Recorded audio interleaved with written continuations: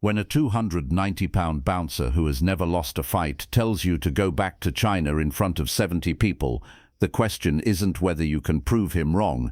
The question is whether proving him wrong will make the other 69 people in the room reconsider everything they thought they knew about who gets to stand their ground and who doesn't. Because sometimes the fight isn't the point.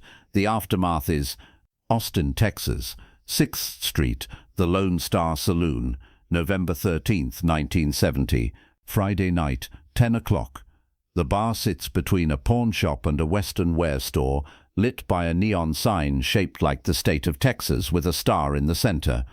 The smell hits you before you walk through the door, cigarette smoke thick enough to see, spilled Lone Star beer soaking into 100-year-old floorboards, mesquite smoke drifting in from the kitchen where they're grilling steaks for the late-night crowd. Inside, 70 people packed shoulder to shoulder. The jukebox plays Merle Haggard. Conversations happen at shouting volume. Glass bottles clink, boots scuff on wood. This is working Texas on a Friday night.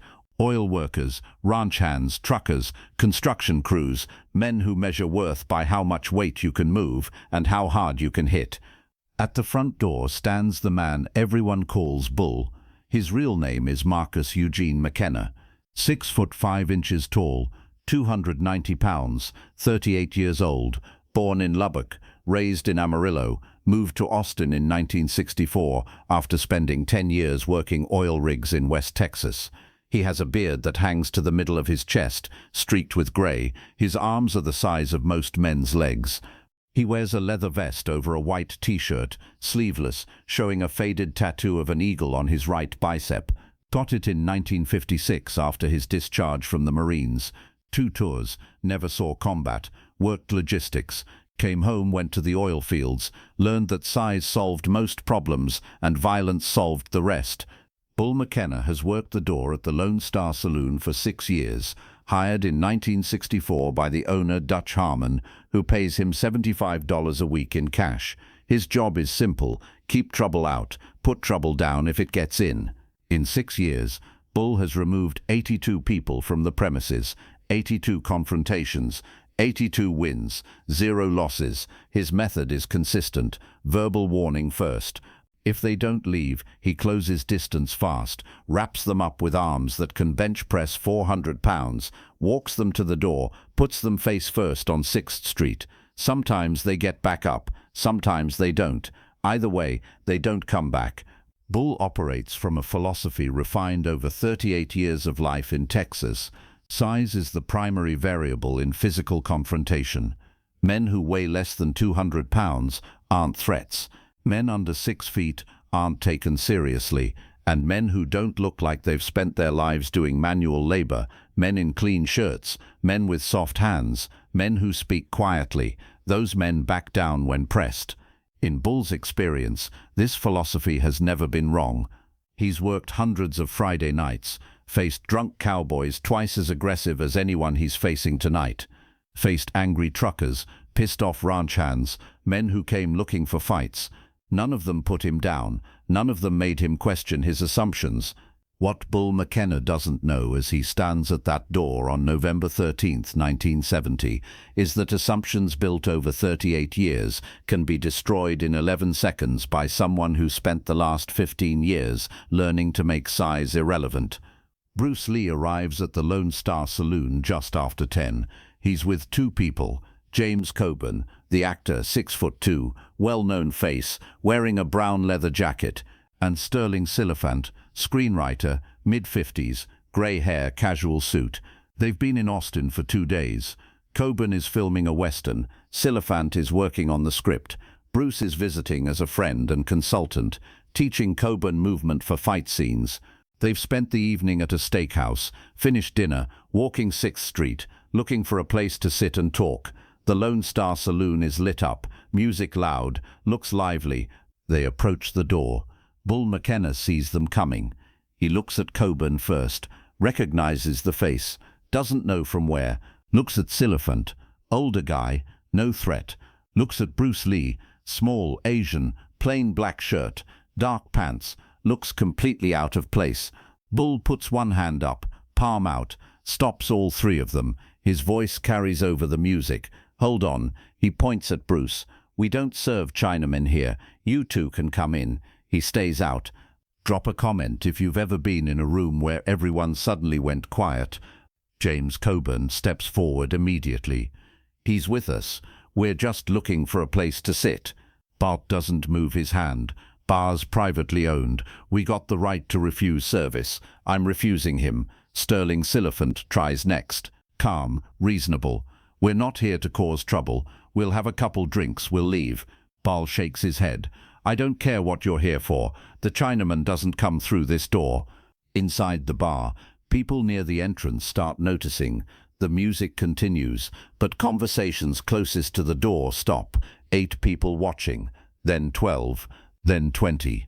A woman in a denim jacket near the jukebox elbows her friend, points. A man at the bar sets down his bottle, turns to look. The bartender, a guy named Ray Kitchens, leans over the counter to see what's happening. Bruce Lee hasn't said anything yet. His hands are at his sides, posture easy. He's not tense. Most people looking at him think this is strange. He should be backing down. He should be nervous. He looks completely calm. Coburn looks at Bruce, uncertain. Bruce, we can go somewhere else. Bruce shakes his head slightly.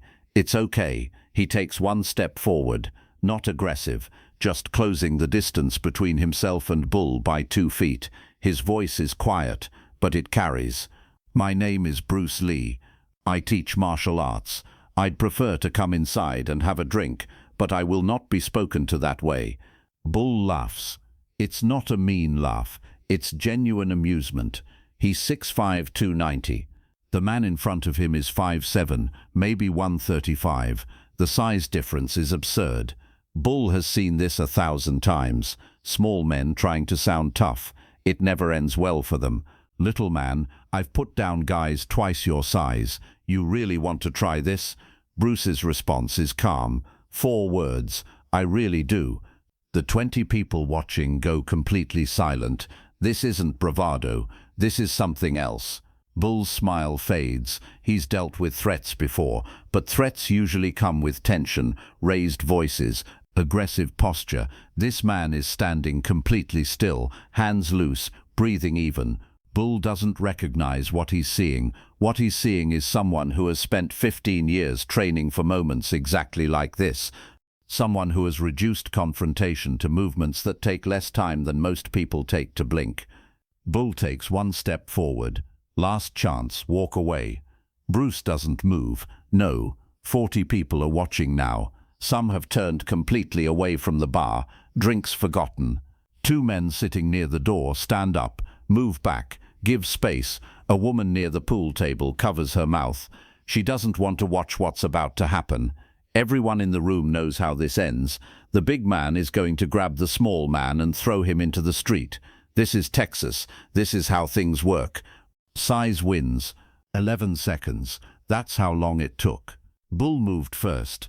He stepped forward, reached out with his right hand, the move he'd used 82 times before. Grabbed the collar, turned the body, walked them out. His hand never touched Bruce. Bruce moved offline, not backward, sideways. His left foot stepped outside Bull's right foot. One motion, fluid. Bull's reaching hand passed through empty air. His body weight was already committed forward. His balance was vulnerable. Bruce's right hand came up. Not a punch, palm heel strike. The base of the palm, not the fist, aimed at Bull's jaw. The witnesses nearest the door didn't see the hand move. They saw Bull's head snap back. The force staggered him. 290 pounds absorbed it.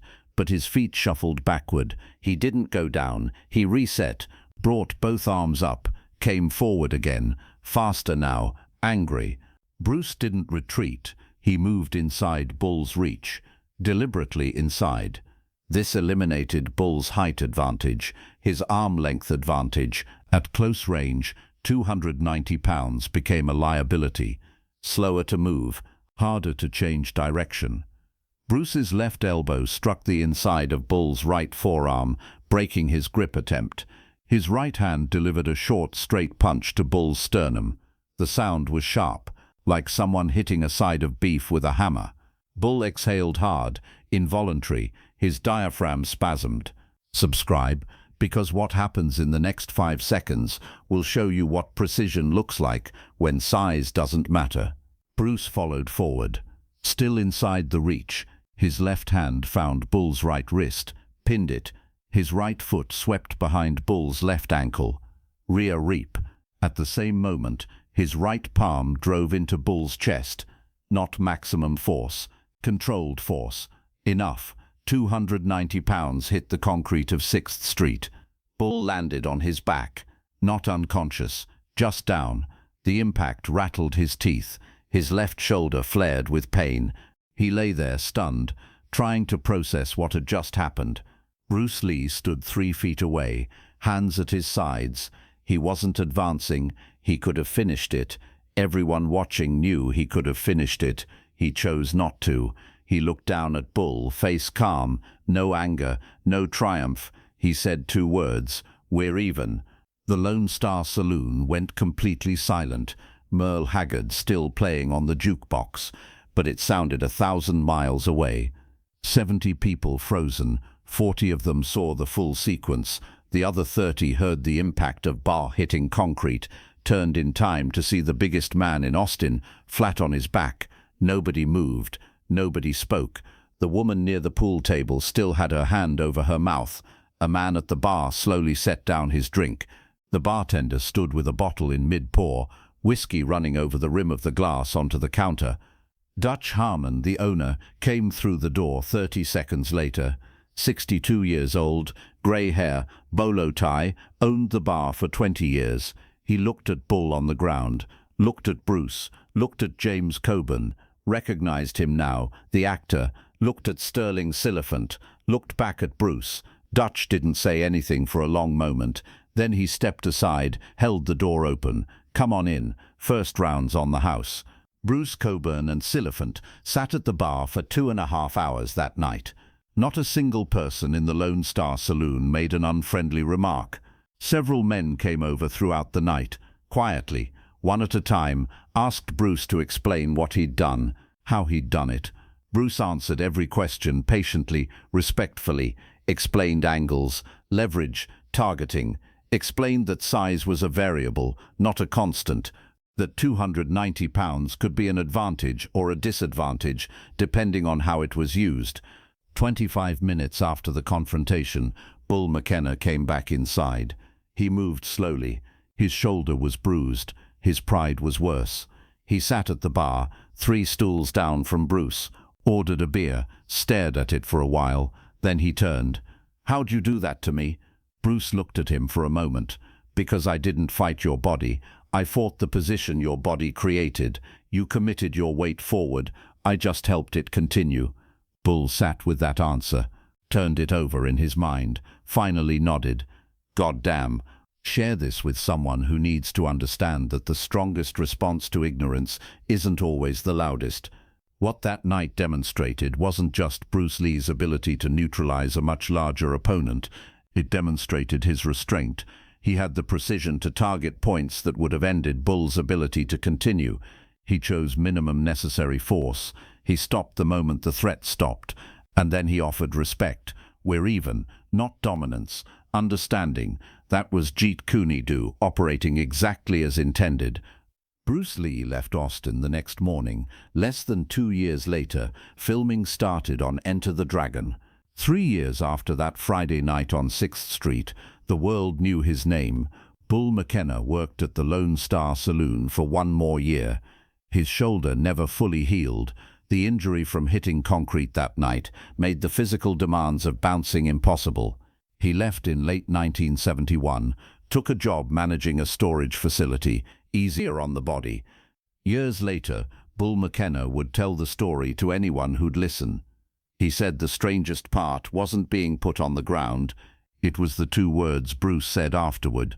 "We're even." Bruce hadn't wanted to injure him beyond what the situation required. The man who put him down didn't want anything from him except respect. And the moment Bull showed it, Bruce stopped. Bull said he thought about that for years, about how the smallest man in the room owned it completely without needing to prove anything more than necessary. November 13th, 1970, Austin, Texas. 11 seconds. One lesson that took some people 30 years to understand. Size is a variable. Skill is a constant. The man who looks least dangerous can be the most dangerous if he's trained every day for 15 years to make the space around his opponent work against them. And sometimes the strongest response to being told you don't belong isn't anger. It's proving you belong without saying a word.